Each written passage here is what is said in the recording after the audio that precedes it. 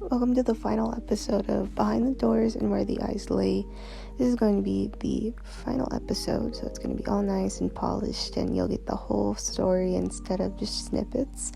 I do want to put another trigger warning.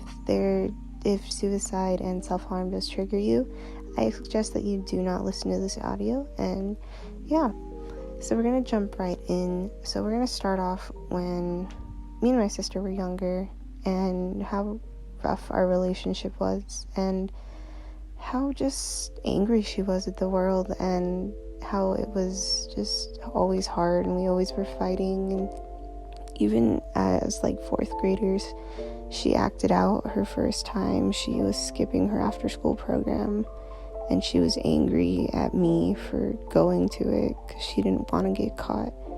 And I was like, well, I want to go.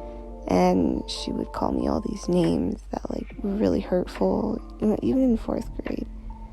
And after that, it just got worse. In sixth grade, she decided to run away no, it wasn't sixth grade. It was seventh and eighth grade. She decided to run away first and seventh grade for a week and stayed with this boy. And she told me that she didn't want to come back. And it hurt, because you just abandoned your sister. And I never knew why she was always like that. And eighth grade, she did the same thing. And then in eighth grade is the year that she decided to try to commit suicide. But before that, there was events that would happen that were really concerning. That led up to that. So we found out that she was skipping school a lot, and she was never at school, and it was this whole thing, and it was hard to understand why she was doing it. And she didn't explain why, and we thought she was doing drugs and doing all this stuff, and we found out that she was.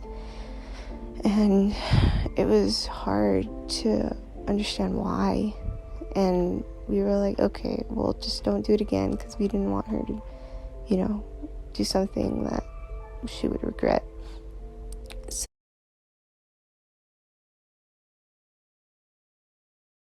So we just kind of brushed it off like nothing happened, and she would do this every other week, and it became such a problem that my parents had to start walking her to class.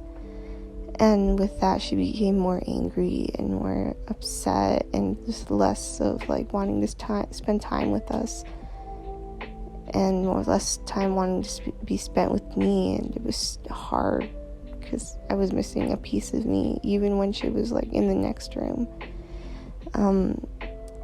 There was the couple of nights before she committed suicide, we found out that she had a bunch of just notes written to people. It was scary, and we didn't ask her anything because we didn't want her to get upset again. So we kept a really close eye on her the next day, and she was good. She was happy. I was still upset.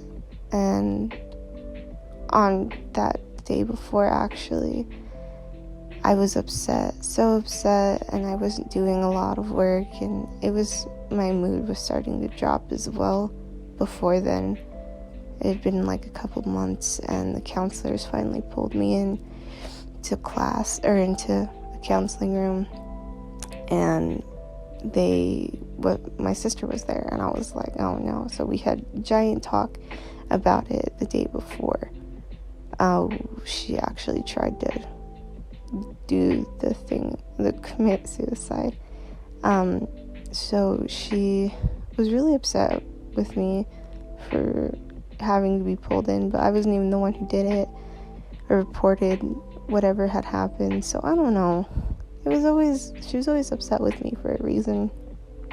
And then that night, my family had a big fight over school and over attitudes and just everything. Everybody was fighting, and it sucked.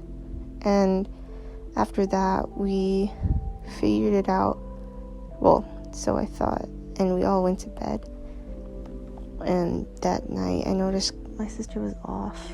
She was real quiet and just staring. And she stared at the roof, and she said, we slept in a bunk bed. And she would call me Chipmunk because, I don't know, that's just what me and her's names were for each other. And it was cute. She said, "Good night, Chipmunk, I love you." And I said, "Oh, I love you more." And she didn't answer me.